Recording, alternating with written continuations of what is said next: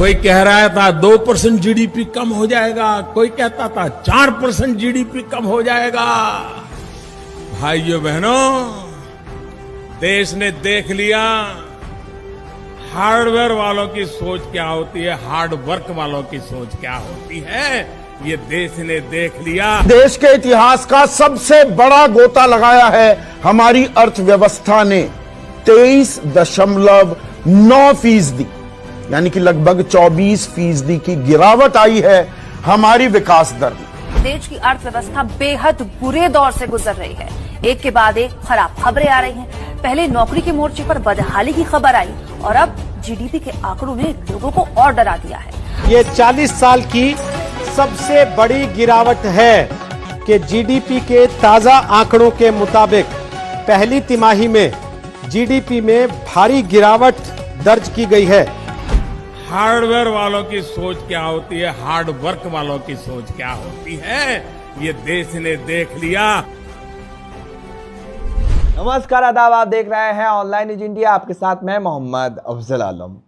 भाषणबाजी में हीरो, नौकरी और राशन देने में जीरो, यही पहचान बन चुकी है हमारे प्रधानमंत्री नरेंद्र मोदी की। ये एक ऐसे जादूगर नेता है हमारे प्रधानमंत्री। इनके पास हर तरह का जुमला होता है और किस ऋतु में, किस महीने में, किस काल में कैसा भाषण देना है, किस तरह का देना है ताकि मुद्दे से भटकाया जा सके, लटकाया जा सके, ये कलाकारी हमारे प्रधानमंत्री नरेंद्र मोदी बाखूबी जानते हैं। लेकिन आज इसका खामियाजा हमारे देश की आम जनता भुगत रही है। देश का युवा जो आज बेरोजगार हो चुका है वो भुगत रहा है, जो देश का छात्र है वो इसको भुगत रहा है और समझ रहा है कि देश किस हाथ में चला गया है। लेकिन आपने देखा कि किस तरह से प्रधानमंत्री नरेंद्र मोदी तंज कस रहे थे पूर्व प्रधानमंत्री मनमोहन सिंह पर, हार्वर्ड वाले और हार्डवर्क वाले कहकर, और फर्क समझा रहे थे कि हार्डवर्क वाले ने क्या करके दिखा दिया।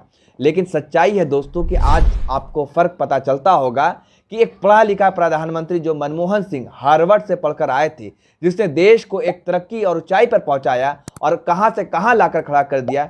लेकिन आज जब देश की बागडोर हार्डवर्क, जो खुद को कथाकथित जो हार्डवर्क वाले कह रहे हैं हमारे नरेंद्र मोदी जी, उन्होंने क्या करके दिखा दिया कि -24% पर हमारी जीडीपी लुढ़क चुकी है। और क्या देश का हाल हो चुका है ये बताने की अब किसी को जरूरत नहीं है। देश कंगाली के हालात पर खड़ा है और दुनिया में सबसे खराब हालात में किसी कोई अगर देश की अर्थव्यवस्था है तो वो हमारा भारत है। यहां तक कि चीन, जहां से कोरोना वायरस की शुरुआत हुई थी, वो भी प्लस में है और वो भी पॉजिटिव में है और उसकी भी विकास दर बढ़ रही है, 3% पर है। लेकिन हमारी -24% पर है और दुनिया में सबसे खराब हालत में है।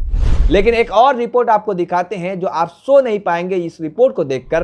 और देश के जाने माने और वरिष्ठ पत्रकार रवीश कुमार का वो बयान भी आपको देखना जरूरी है, जो उन्होंने जीडीपी के आने के बाद, जीडीपी जिस तरह से गिरी है उनके बाद जो उनका बयान आया है, जो उन्होंने लिखा है, उसको भी देखना आपके लिए बेहद जरूरी है। सबसे पहले हम दिखाते हैं एनसीआरबी का वो रिपोर्ट जो चौंकाने वाला है। एनसीआरबी, राष्ट्रीय अपराध रिकॉर्ड ब्यूरो के आंकड़े के अनुसार भारत में 2019 में हर दिन औसतन 381 लोगों ने आत्महत्या की और इस तरह पूरे साल में कुल 1,39,123 लोगों ने खुद ही अपनी जान ले ली। 2019 में आत्महत्या के मामले में 3.4% की वृद्धि हुई है। क्या आप कल्पना कर सकते हैं कि इस देश में हर रोज 381 लोग अपने आप को मार डालते हैं, आप आत्महत्या कर लेते हैं, फांसी लगा लेते हैं, सुसाइड कर लेते हैं। ये आप नहीं सोच सकते लेकिन इस देश में हो रहा है। और जो एनसीआरबी का जो डेटा आया है वो चौंकाने वाला है। और ऐसा नहीं कि सिर्फ इस साल हो रहा है, हर साल बढ़ती दर बढ़ता ही जा रहा है। 2018 में आप दिखाता हूं, 2018 में 1,34,516 लोगों ने आत्महत्या किया था, सुसाइड किया था। और 2019 में 1,39,123 लोगों ने किया। भाई 2017 की अगर बात करें, 2017 में 1,29,887 लोगों ने, और प्रति दर ये बढ़ता जा रहा है। अब सोचिए कि किस तरह के जो यहाँ के जो बेरोजगार युवा है, जो छात्र जो तैयारियां कर रहे थे गवर्नमेंट जॉब की, आज वो भी मांग कर रहे हैं कि प्रधानमंत्री नरेंद्र मोदी जी, साल 2018 से आपने जो वैकेंसी रेलवे और एसएससी की निकाली थी वो अब तक क्लियर नहीं किया। इसको लेकर ट्रेंड चलाया जा रहा है, #speak up for SSC railway students.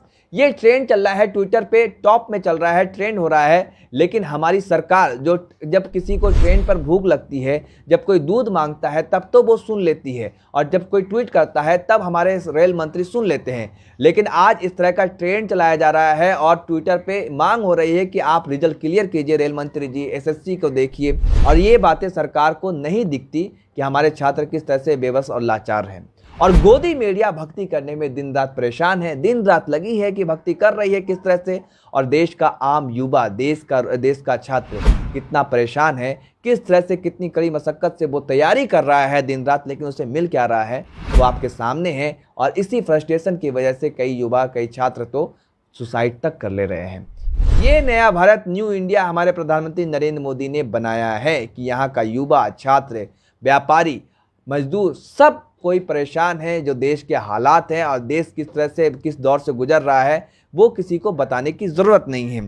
अब आपको दिखाते हैं वरिष्ठ पत्रकार रवीश कुमार का ये लेख। ये देखना आपके लिए बेहद ज़रूरी है कि उन्होंने जीडीपी पर जो लिखा है, वो कह रहे हैं कि मैं पिछले 6 साल से चिल्लाता आ रहा हूँ, कहता आ रहा हूँ, लेकिन हमारी बात को सुनने को तैयार नहीं है।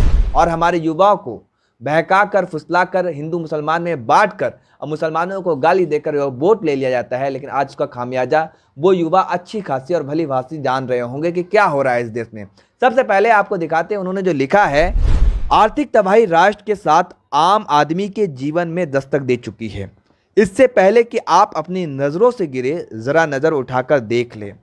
आपकी 2 प्रकार की बर्बादी हो रही है, ज़िंदगी की और दूसरी जहन की। मुबारक हो। जी हाँ, आप जो छात्र, जो स्टूडेंट जो तैयारी कर रहे हैं, पिछले 5 साल से, 6 साल से गवर्नमेंट जॉब की तैयारी कर रहे हैं, या जो भी छात्र हो वो तैयारी कर रहे हैं, लेकिन क्या हो रहा है, रिजल्ट ही नहीं आ रहा है। वक्त पर तो एग्ज़ाम का डेट निकलता है, एग्ज़ाम का डेट बढ़ता है, उनकी समय की बर्बादी हो रही है। वो जो पढ़ाई कर रहे हैं, जो माँ बाप ने सपना देखा है अपने बच्चे के लिए, उनकी ज़िंदगी के साथ खिलवाड़ हो रहा है। ये सरकार खिलवाड़ कर रही है। लेकिन सरकार से सवाल पूछने वाले सारे जो गोदी मीडिया के दलाल, दल्ले और जो पक्षकार एंकर है, वो चुपचाप और खामोशी से सरकार की तारीफ करने में दिन रात लगे हुए हैं और उनके कान पे जूं नहीं रेंगता। इससे ही देखिए कि ये जो मीडिया है, जिसे देश का तथाकथित लोकतंत्र का चौथा स्तंभ कहा जाता है, ये पूरी तरीके से लोकतंत्र को बर्बाद करने वाला है, लोकतंत्र की हत्या करने वाला है। अब आपको दिखाते हैं एक ट्वीट। जी हाँ, सुशांत सिंह राजपूत को लेकर टाइम्स नाउ पर डिबेट चल रहा था। उसी दौरान वरिष्ठ पत्रकार ओम थानवी अपने ट्विटर हैंडल पर लिखते हैं कि उस दौरान किसी महाशय ने, किसी पैनलिस्ट ने ये पूछा, जो राहुल शिवशंकर टाइम्स नाउ के एंकर है, उनसे कहा कि जीडीपी के हालात क्या है, थोड़ा गौर उस पर भी कीजिए, उस पर भी ध्यान दीजिए, ना कि सुशांत सिंह राजपूत पर जो पिछले 2 महीने से कंटिन्यू चला आ रहा है और डिबेट का मुद्दा बन चुका है। बाकी सारे मुद्दे नदारत हैं। उस पर एक बड़ा ही हास्यास्पद जवाब दिया शिवशंकर ने। उन्होंने लिखा है, उन्होंने कहा, आप अपना वक्त, देश का वक्त कहीं और जाकर बर्बाद करें, यहाँ ना बर्बाद करें। देश का वक्त बर्बाद कर रहे हैं आप अगर ये सवाल पूछ रहे हैं कि जीडीपी पर आप क्यों नहीं बात कर रहे हैं, जीडीपी पे क्यों नहीं दिखा रहे हैं, बेरोजगारी पर क्यों नहीं बात करते हैं, जो मजदूर है, जिनके पास रोजगार नहीं है, नौकरी नहीं है, जो बेबस और लाचार है, उन पर क्यों नहीं बात करते, तो आप देश का बर्बादी कर रहे हैं। जी हाँ, ये आजकल का फैशन चल गया है, ये ट्रेंड चल गया है। हमारी पूरी गोदी मीडिया देश को बर्बाद करने पर तुली हुई है और पिछले 6 साल से ये दिखाने की पूरी कोशिश की जा रही है, शिद्दत से लगी हुई है गोदी मीडिया नरेंद्र मोदी का चेहरा चमकाने में और ये आपको दिखाने और बताने में कि मोदी जी ने जो करके दिखाया है, यकीनन किसी प्रधानमंत्री ने नहीं किया। और ये सच्चाई भी है कि जिस तरह से देश का बेड़ा गर्क किया है हमारे प्रधानमंत्री नरेंद्र मोदी ने, आज़ादी के बाद इतना बुरा हाल इस अर्थव्यवस्था का हो या रोजगार के मामले में हो, जो 46 साल में सबसे खराब हालत में है हमारे देश का रोजगार, वो जितने भी तमाम मुद्दे हैं, उन सभी मुद्दों पर हमारे देश किस तरह से फिसड्डी हो रहा है, शायद किसी ने, आज किसी सरकार ने ऐसे बुरे हाल नहीं देखा होगा। लेकिन सरकार के पास हमारे प्रधानमंत्री नरेंद्र मोदी जो है वो जादूगर हैं। वो जब इलेक्शन का वक्त आएगा, जब चुनाव का वक्त आएगा, वो पिटारे से अपने खोलेंगे हिंदू मुसलमान का डिबेट, मंदिर मस्जिद का डिबेट, फिर सारे मुद्दे गौन हो जाएंगे। और जितने भी युवा हैं, जितने भी छात्र हैं, वो मुसलमानों से नफरत करेंगे, जो मुसलमान है वो हिंदुओं से नफरत करेंगे और इसी तरीके से चुनाव जीत लिया जाएगा। यही तरीका बन गया है चुनाव जीतने का और देश को बांटो और शासन करो वाली नीति अपनाने का, जो अंग्रेजों की नीति थी। ये बहुत ही खतरनाक और घातक होता जा रहा है हमारे देश के लिए।